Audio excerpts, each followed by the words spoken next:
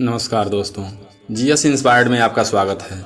दोस्तों, ऐसे तो हम सभी लोग जानते हैं कि समय हमेशा एक जैसा नहीं रहता है। सभी के जीवन में उतार चढ़ाव तो आते ही रहते हैं, परंतु इस जीवन के उतार चढ़ाव में यदि हम अपने बुरे वक्त में थोड़ा सा भी चूकते हैं तो कहीं ना कहीं हमें ज़्यादा कठिनाइयों का सामना करना पड़ जाता है। और कुछ लोग तो अपने अच्छे दिनों में बहुत खुश रहते हैं और जब कभी बुरा वक्त आता है तो वे अपना धैर्य खो बैठते हैं और जीवन को समाप्त कर लेते हैं। पर ऐसी गलती नहीं करनी चाहिए, क्योंकि मनुष्य का जीवन सिर्फ एक ही बार मिलता है और तुम अकेले नहीं हो कि आज इस बुरे वक्त में फंसे हो। बुरा वक्त तो सबका आता है, परंतु जो बुद्धिमान व्यक्ति होता है वह अपने बुद्धि विवेक से बुरे समय को व्यतीत करता है और अपने बुद्धिमानी से धीरे धीरे उस बुरे वक्त में भी मौके की तलाश करता है। और जब फिर दोबारा मौका मिलता है तो वह अच्छे कर्म करके फिर अच्छे दिनों को पा लेता है। और दोस्तों, कहीं ना कहीं देखा जाए तो यह प्राकृतिक आपदाओं को छोड़कर यह जो बुरा समय हमारे जीवन में आता है वह हमारे ही कारण आता है। जैसे हम अपना खान पान सही नहीं रखते तो बीमारी पैदा हो जाती है, हमारा शरीर अनेकों प्रकार की बीमारियों से घिर जाता है। हमारे असावधानी के कारण बहुत सी घटनाएं हमारे जीवन में घटती हैं और हमें बुरे से बुरे समय का सामना करना पड़ता है। और देखा जाए तो इस समय सबसे ज़्यादा बुरा वक्त तो तब आता है जब इंसान लोगों के देखा देखी के चक्कर में अपनी औकात को भूलकर अपने औकात से ज़्यादा कर्ज लेता है और बुरी तरह कर्ज में फंस जाता है। हमें लगता है 90% परेशानियां तो इसी कर्ज के कारण आती है, बाकी के 10% हमारे गलत रहन सहन, खान पान और असावधानी के कारण आते हैं। इस आधुनिक युग में यदि हम चाहें अपने जीवन का निर्वाह खुशी खुशी सुख के साथ कर सकते हैं, परंतु दिखावा करना हमें अच्छा लगता है और दिखावे के कारण ही हम फंसते चले जाते हैं। और इन गलतियों का एहसास हमें तब होता है जब हम पूरी तरह कर्ज में डूब जाते हैं। तब हमें एहसास होता है कि हमारा बुरा समय आ गया। परंतु जो बुद्धिमान व्यक्ति होता है अपने बीते हुए समय की गलतियों को फिर वर्तमान में दोबारा नहीं दोहराता और भविष्य में हमेशा ध्यान रखता है और फिर नई ऊर्जा के साथ मेहनत करके वह अपने अच्छे दिन को पा लेता है। दोस्तों, आइए इसे एक बुद्ध कहानी के माध्यम से समझते हैं। कहानी शुरू करने से पहले यदि हमारे चैनल पर नए हैं तो आपसे एक छोटी सी रिक्वेस्ट है कि आप हमारे चैनल को सब्सक्राइब जरूर कर दें। एक बार एक मध्यम वर्ग का व्यक्ति, जो ना ज़्यादा अमीर था और ना ही ज़्यादा गरीब, उसके परिवार में 4 बच्चे और एक पत्नी रहते थे। कुल 6 लोगों का परिवार था।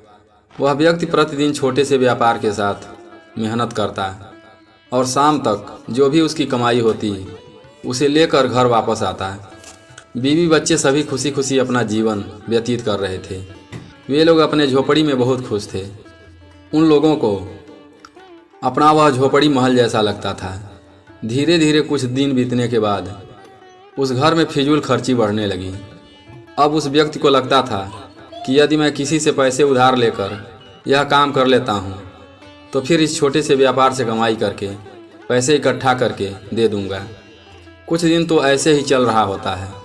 वह किसी से पैसे उधार लेता, कभी कुछ पैसे घर बनवाने में खर्च करता, कभी बीवी के गहने, कभी बच्चों के कपड़े और अपने लिए संसाधनों का व्यवस्था करता है। जबकि घर में कमाई करने वाला वह अकेला व्यक्ति था। बाकी बीवी को घर के कामों से फुर्सत नहीं थी और बच्चे पढ़ने में व्यस्त थे। और कभी कभी बीच बीच में यदि वह बीमार पड़ जाता या बच्चे बीमार पड़ते तो वह कर्ज लेकर दवा करवाता। परंतु अब जितना वह कमाता उसके घर में पैसों की ज़रूरत होती, क्योंकि वह एक ईमानदार व्यक्ति था। जिससे भी लेन देन करता तो कुछ लोग उसके ऊपर इतना विश्वास करते कि पिछला कर्ज अभी उसके ऊपर चढ़ा ही रहता कि फिर कर्ज दे देते। और इस व्यक्ति को अपनी ईमानदारी का अहंकार भी हो गया था, क्योंकि घर में उसके बीवी बच्चे को यह एहसास नहीं हो रहा था कि हम लोगों की जितनी औकात नहीं है उससे ज़्यादा हम लोग खर्च कर रहे हैं। इसलिए वे लोग भी कुछ ना कुछ अनर्गल चीज़ों की मांग करते रहते और वह बेचारा बिना सोचे समझे उन लोगों की ज़रूरतों को पूरा करता। ऐसा करते करते वह काफ़ी लोगों से कर्जा ले चुका था। अब कर्ज इतना ज़्यादा बढ़ चुका था कि अब उसे वह कर्ज पहाड़ जैसा लगने लगा था। अब तो उस व्यक्ति को जो लोग पैसे दिए थे वह लोग भी उससे पैसा मांगने लगे थे, परंतु वह था इतना ईमानदार, लोग उस पर काफ़ी विश्वास और भरोसा करते थे, इसलिए वह कह देता कि अभी नहीं है तो लोग मान भी जाते। एक दिन सोते वक्त वह इन्हीं सब बातों को सोचने लगा। वह यह भी सोचने लगा कि आखिर हमने कौन कौन से सही कार्य किए हैं और कौन कौन से अनर्गल जो हमें नहीं करना चाहिए था। फिर यही सोचते सोचते उसे रात भर नींद नहीं आती, वह बेचैन हो जाता है। यहाँ तक कि वह यह भी सोच लेता है कि क्यों ना जीवन को समाप्त कर लिया जाए, परंतु फिर वह धैर्य से काम लेता है और फिर किसी ऐसे महात्मा की तलाश में निकल पड़ता है कि जो इस बुरे वक्त में उसका मार्गदर्शन कर सके, उसके समस्याओं का समाधान बता सकें। तभी रास्ते में उसकी मुलाकात एक बौद्ध भिक्षु से होती है। वह महात्मा को प्रणाम कर कहता है, हे महात्मा, आज मैं अपने बुरे वक्त में ऐसे फंस चुका हूँ जिससे हमें निकलने के लिए कोई रास्ता दिखाई नहीं देता। आखिर मैं क्या करूँ? तब महात्मा कहते हैं कि तुम कहना क्या चाहते हो, जो भी कहना है खुलकर बताओ। तब वह व्यक्ति सारी बातें बताता है। महात्मा समझ जाते हैं कि यह व्यक्ति अपनी नासमझी के कारण बुरे वक्त में फंस गया है। आगे महात्मा कहते हैं, हमें तुम्हारी सारी बातें समझ में आ गई। तुम्हारी सबसे बड़ी और पहली गलती यह है कि तुमने अपने परिवार को अपने अमीर होने का एहसास करा दिया। जब हम अपने परिवार को अपने अमीर होने का एहसास करा देते हैं तो उन लोगों के मन में तरह तरह की इच्छाएं जन्म लेने लगती हैं, और यदि तुम उनके इच्छाओं को पूरा करने लगते हो तो उन लोगों के और वृद्धि होने लगती है और तुम अमीरी का दिखावा करते रहते हो, जिससे तुम्हारे ऊपर कर्ज का बोझ बढ़ जाता है। तब वह व्यक्ति कहता है, हे महात्मा, आप सत्य कहते हैं, परंतु आपके पास इसका कोई समाधान हो तो वह मुझे बताएं। महात्मा कहते हैं कि आज मैं तुम्हें जो बता रहा हूँ इसे ध्यान से सुनो। वैसे तो तुम्हारा बुरा वक्त इतना जल्दी नहीं टलने वाला, लेकिन हमारे बताए अनुसार अगर कर्म करते हो तो एक ना एक दिन ज़रूर ख़त्म हो जाएगा। आगे महात्मा कहते हैं, सबसे पहले तुम अपने फिजूल खर्ची से बचो। तुम ध्यान दो कि अपने दिनचर्या में तुम अपने ऊपर कितना खर्च कर रहे हो। जो भी अनर्गल खर्च है उसको कम करो। फिर अपने परिवार में उसी चीज़ पर पैसे खर्च करो जिसकी सख्त से सख्त ज़रूरत है, जिसकी ज़्यादा ज़रूरत हो। अगर घर परिवार के लोग दबाव डालते हैं, तुम्हारे बीवी और बच्चे तुम्हारे ऊपर दबाव डालते हैं, तो तुम बहरे हो जाओ। उन लोगों के बातों पर कम ध्यान दो, ज़्यादा ध्यान बीमारी और भोजन पर दो। जब तुम अनर्गल चीज़ों पर पैसा बर्बाद करना बंद कर दोगे तो आधा परेशानी तो तुम्हारी इसी से दूर हो जाएगी। दोस्तों, इस समय में देखा जाए तो एक गरीब मजदूर अपनी मजदूरी का 1/4 पैसा अपने ऊपर फालतू में खर्च कर देता है।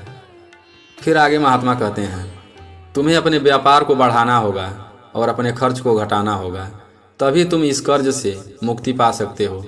इसके सिवाय हमारे पास और कोई समाधान नहीं है, और ना ही हमारे पास कोई जड़ी बूटी है कि जो तुम्हें दे देंगे और तुम्हारे कर्ज, तुम्हारे बुरे वक्त और तुम्हारी परेशानियां छूमंतर हो जाएंगी। इसके लिए तुम्हें काफ़ी मेहनत करनी पड़ेगी और बीते हुए कल की हुई गलतियों से सीख लेकर आगे बढ़ना होगा। दोस्तों, इस पूरी कहानी का केवल एक ही सार है, उतनी पैर पसारिए जितनी चादर होए, यानी कि जितनी चादर है उतना ही पैर फैलाओ, हमेशा सुखी रहोगे।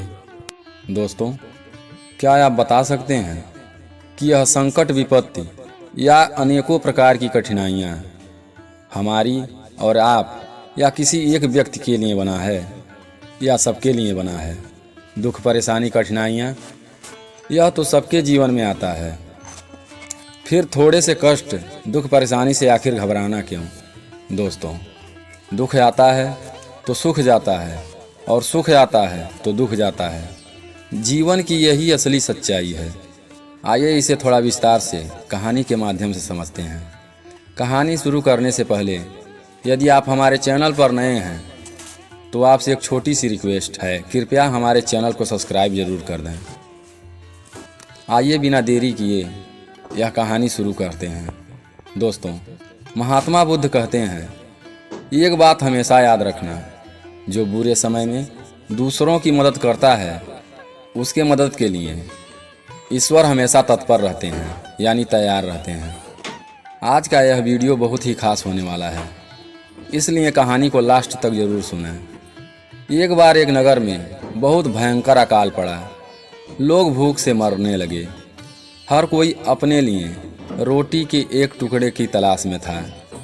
सबसे अधिक बुरा हाल उन माताओं का था जिनकी गोद में दूधमुहे बच्चे थे, जो कि माता के दूध न होने के कारण वह भी चीख रहे थे, चिल्ला रहे थे। उस समय वहाँ की दुर्दशा बहुत दयनीय थी। वहाँ का दृश्य देखने पर मानो कलेजा मुँह कुआ जाता था। मौत ने ऐसा तांडव मचाया था कि मानो हर मिनट में कोई ना कोई स्त्री पुरुष बच्चा इस दुनिया को छोड़ रहा था। अकाल के कारण लोग भूखों मर रहे थे। उन लोगों के ऊपर किसी को दया नहीं आ रही थी, ना ही वहाँ के धनवान लोग किसी की मदद करने के लिए तैयार थे। गरीबों के बस्ती में हाहाकार मची थी। जब इस बात का पता महात्मा बुद्ध को चला तो वे उस नगर के सभी धनवान लोगों को अपने पास बुलवाया और उनसे कहा, आप लोगों के पास संभवतः जो भी धन है, इन गरीब लाचार बेबसों और इन माताओं और इनके दूधमुहे बच्चों की रक्षा करें। तब उस नगर के धनवान लोगों ने कहा, महात्मा, हमारे पास सिर्फ अब उतना ही अनाज बचा है जिससे हम अपने परिवार और अपने बच्चों का खर्च केवल साल भर के लिए चला सकते हैं। ऐसे में हम किसी दूसरे की मदद कैसे कर सकते हैं? हो सकता है हमें दूसरों की मदद करने के चक्कर में हमारे परिवार को खुद भूखा न रहना पड़े। ऐसे में हम किसी की मदद कैसे कर सकते हैं? अब वहाँ पर जितने भी धनवान व्यक्ति इकट्ठा हुए थे, सब लोगों ने उस धनवान व्यक्ति के हाँ में हाँ मिलाई। सबने यही बात दोहराई, हे महात्मा, हम ऐसा नहीं कर सकते। हम नहीं कर सकते किसी की मदद, क्योंकि हमारे पास सिर्फ उतना ही अनाज है, उतना ही धन बचा है जिससे केवल हम अपना और अपने बच्चों का पेट भर सकते हैं। तब वहीं बैठा एक धनवान व्यक्ति कहता है, हे महात्मा, हम अपने घर के दीपक को बुझाकर दूसरों के घर में दीपक क्यों जलाएं? हम अपने आप को कष्ट में डालकर दूसरों की मदद क्यों करें? तब महात्मा बुद्ध गंभीर होकर कहते हैं, आप लोग इतने स्वार्थी कैसे हो सकते हैं? आज कोई बच्चा, कोई औरत, कोई पुरुष भूखों मर रहा है और आपके पास पूरे साल के लिए घर में अनाज भरा पड़ा है। तो क्या आप लोग दूसरों की थोड़ी सी भी मदद नहीं कर सकते? क्या आप इस बात को लेकर पूरी तरह आशावान हैं कि एक साल में इन अन्न पीड़ित व्यक्तियों के अलावा कोई और काल का ग्रास नहीं बनेगा, अर्थात किसी धनवान की मृत्यु नहीं होगी? बुद्ध की ये बातें सुनकर सभी ने सिर झुका लिए।